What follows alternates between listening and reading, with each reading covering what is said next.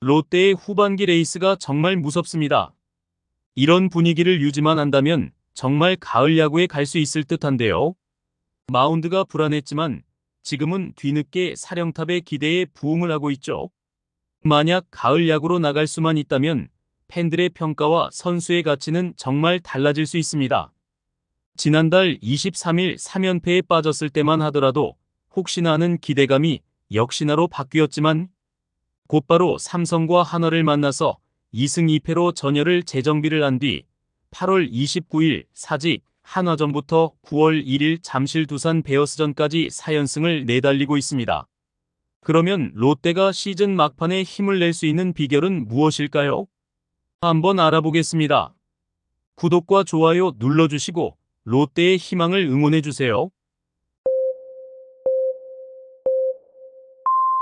롯데는 3일부터 또 다른 운명의 한 주를 시작하는데요. 3일 대구 삼성전을 시작으로 4일과 5일 홈에서 KT와 5위 싸움의 향방을 가를 2연전을 치르며 6일 다시 홈에서 삼성을 만난 뒤 7일과 8일 홈에서 SSG 랜더스를 맞이합니다. 삼성, KT, SSG 등 갈 길이 너무도 바쁜 세 팀과 나란히 두 차례씩 맞붙는 일정인데요. 롯데의 남은 시즌 방향성을 결정할 6경기이기도 하죠. 롯데는 운명의 6연전 출발점인 3일 삼성전 선발로 135만 달러의 에이스 찰리 반즈를 예고했는데요. 반즈의 시즌 성적은 20경기 8승 3패 평균 자책점 2.74로 최근 등판이었던 8월 28일 사직 한화 이글스전에서 7이닝 2실점 퀄리티 스타트에도 패전 투수가 되는 불운을 겪었습니다.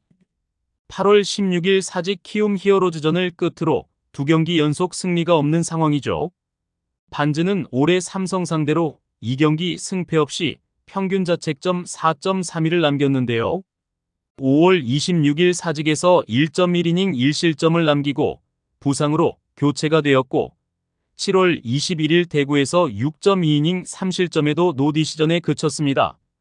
롯데는 이날 승리할 경우 6월 28일 사직 한화전 이후 67일 만에 5연승 고지를 밟는데요. 반즈가 최근 경기 및 삼성전 불운을 씻고 롯데의 가을 희망을 이을 수 있을지 주목되는 상황이죠. 최근 롯데의 부활은 다양한 요소가 있는데요. 시즌 막판 구승민의 활약이 눈에 띕니다. 4년 연속 20홀드로 롯데의 구단에 새로운 역사를 쓰고 있죠. 올해 만약 5년 연속 20홀드에 성공을 한다면 안지만을 넘어 KBO 역대 최초 기록을 쓸 수도 있습니다. FA의 부담감 때문인지는 모르겠지만 시즌 스타트는 최악이었는데요. 3월과 4월 9경기 등판을 했지만 5.1이닝에 그쳤습니다. 4월까지의 평균 자책점은 무려 21.94로 이름값을 못했죠. 구승민의 부진은 명장 김태형 감독의 부임과 함께 희망차게 시작한 시즌도 완전히 주저앉게 했는데요.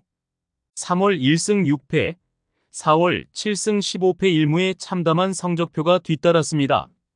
중요한 순간마다 믿고 내보낸 필승조가 무너지기를 거듭한 결과이죠. 사령탑도 구위도 괜찮고 커맨드도 큰 문제 없는 것 같은데라며 머리를 싸맬 정도였습니다. 하지만 구승민은 이후 조금씩 자신의 위치를 되찾았는데요. 전반기와 후반기는 완전히 다른 사람 같습니다. 전반기엔 피홈런 5개, POPS 0.949라는 믿을 수 없는 기록의 연속이었죠. 추격조도 불안할 지경이었는데요. 후반기에는 우선 피홈런이 하나도 없습니다. 리그 최고의 필승조 중 한 명으로 꼽히던 직구와 포크볼의 구위를 되찾아 쓴 것이 큰 희망인데요. 특히 8월에는 12경기 12.1이닝을 소화하며 월간 평균 자책점 0.73의 짠물투를 펼쳤습니다. 자책점은 단 1점뿐이죠. 구승민과 구원 듀오로 호흡을 맞춰온 김원중 역시 8월 평균 자책점 1.04로 호투했습니다. 두 선수가 살아나면서 불펜이 안정을 찾았고 롯데는 8월 한 달간 14승 8패의 상승세를 타며 다시 한번 5강권에 바짝 다가섰죠. 삼성의 17승 7패의 뒤를 이어 월간 성적 2위를 기록했습니다. 1일 잠실 두산 베어스전을 승리하며 7위까지 올라섰죠. 5강 마지노선인 KT 위즈에도 2경기반 차이까지 다가섰습니다. 롯데는 메이저리거 이대호의 컴백 시즌이었던 2017년 이후 7년 만에 가을 야구에 도전 중인데요. 로이스터와 양승호 시대인 2008년부터 2012년 이후 11년간 단 1번밖에 가지 못한 포스트 시즌. 그래서 구승민은 한 번도 경험하지 못한 무대입니다. 구승민은 2014년에 입단했고 2017년에는 군복무 중이었죠. 반즈, 윌커슨, 레이에스로 이어지는 외국인 선수 라인업은 최근 몇 년 새 최고를 구가하고 있는데요.